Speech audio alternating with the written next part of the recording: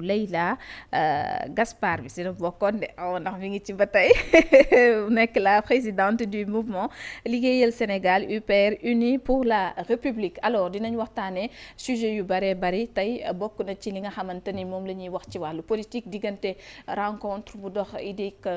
kii di Ousmane Sonko loolu yëpp tukkee ci limogeage Diatara des interrogations ndax loolu lu wér laam déet ak perspective yi ci mën a juddu daan ci wax situation politique ginnaaw procès bu Mame Mbaye Niang procès boo xam dañ naan suite sans fin ba tey ndax gis nañ ni interjeté woon nañ appel parquet nigi waa Mame Mbaye loolu yëpp daan ci waxtaanee ak seen taxawaay ci opposition bi ñoom waa liggéeyal Sénégal ñu ngi lay nuyu bu baax soxna Leïla di la dalal. maa ngi leen di fay di am kontante di fi ñëw di fi teew fi moom kër gi suñu kër la. c'est toujours un plaisir di fi ñëw jàkkaarloog soxna Aïda sama turandoo yaay ndax Aïda la tudd. waaye Aïda yi nag dañuy pànk dañuy bëri histoire. wala ki ñu yor moom dafa bëri histoire. man bëri woo histoire man. Aïda yi moom macha allah. kon ñu dugg ci bismillahi rahmaani rahim rek kon eggale ko ci alhamdulilahi rabbil alamin di déwénati ñëpp nag ci koor gi di wax baal leen ñu àq baal nañ leen yàlla ñu yàlla boole jéggal ñu fekk ay déwén yu bëree bëri kenn bañ a wuute macha allah ñëpp wér Sénégal jëm ci kanam. loolu am na ci solo bu baax a baax mais démb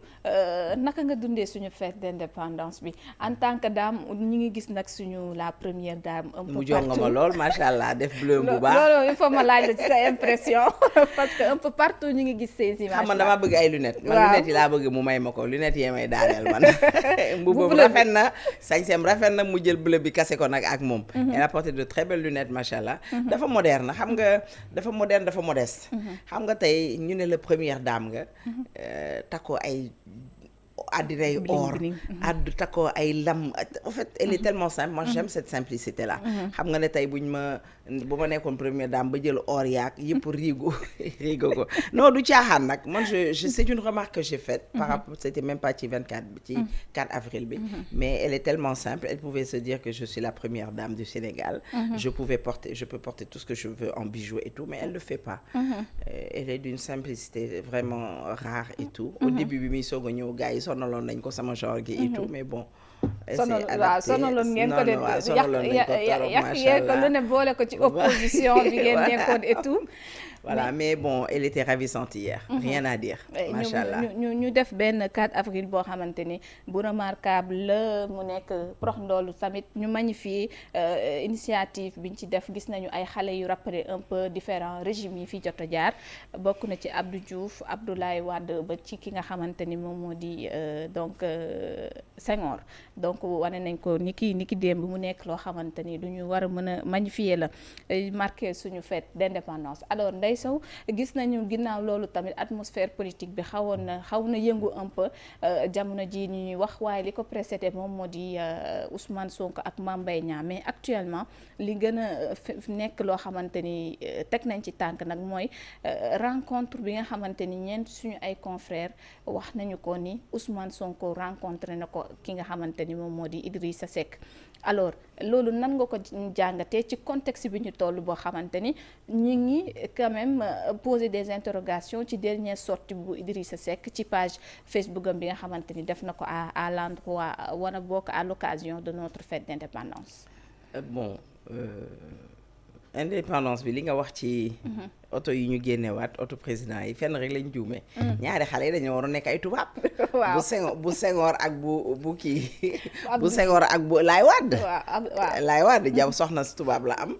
Senghor tamit soxna si tubaab la am. xëy na dañ ko daa foofu mënoon nañoo jël mais bi may gën a reetaanloo Abdou Diouf ak jabar ji ki njool ki ak casting bi baaxoon na foofu moom non casting bi moom non baax na ci njoolaay bee kii bi sama ree bay bëgg a dee j'ai rigolé comme pas possible mais c'était bien dafa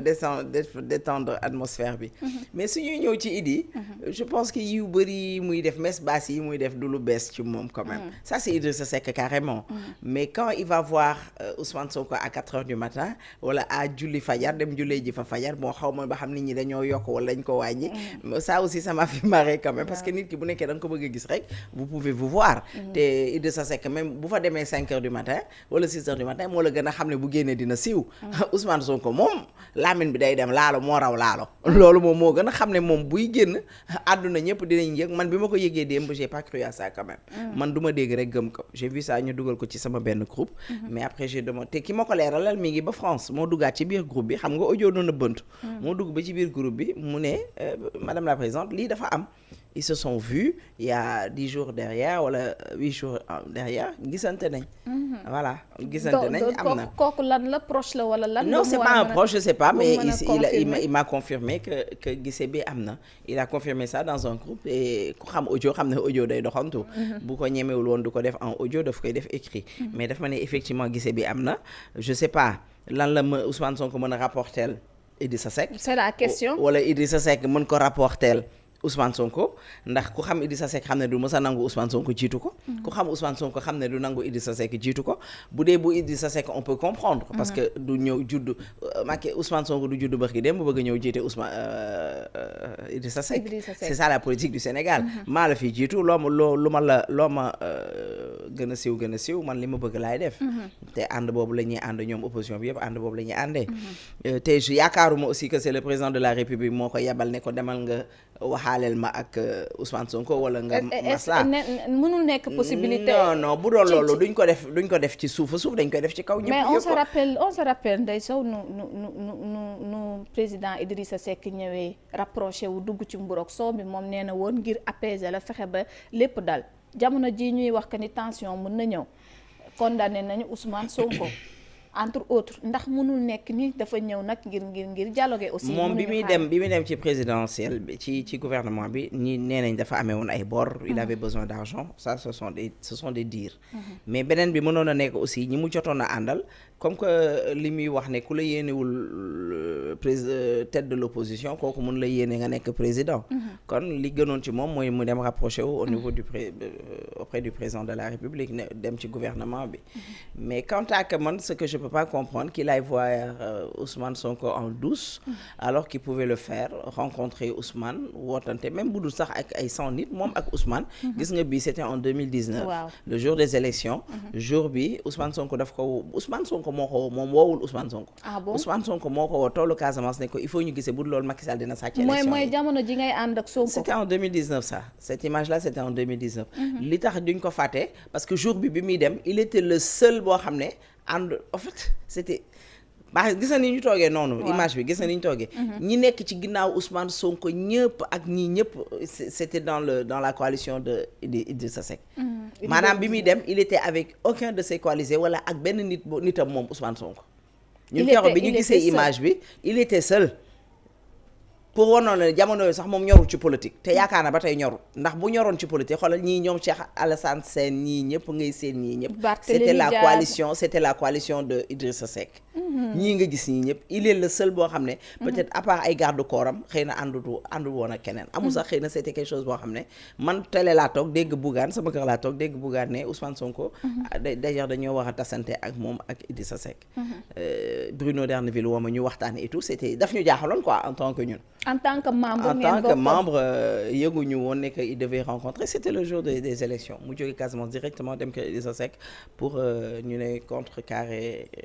Idrissa Seck nga ne lu mu jotoon wax mais je pense que li mu wax la rek mooy que ki lay yónneewul chef d'opposition kooku du la yéene nga doon président te il voyait que parce que gisuma fi woon benn tension bu fi amoon jamono yi muy dem c'était en 2019 Ousmane Sonko a accepté que Macky Sall a gagné les élections toog nañ mu wax ko Macky Sall n'a pas volé les élections ce sont les Sénégalais qui ont voté pour lui nañ ko bàyyee ak Sénégalais yi kon gisuma woon tension bu fi am bu war a tax Idrissa Seck ne loolu tax mu dem rejoindre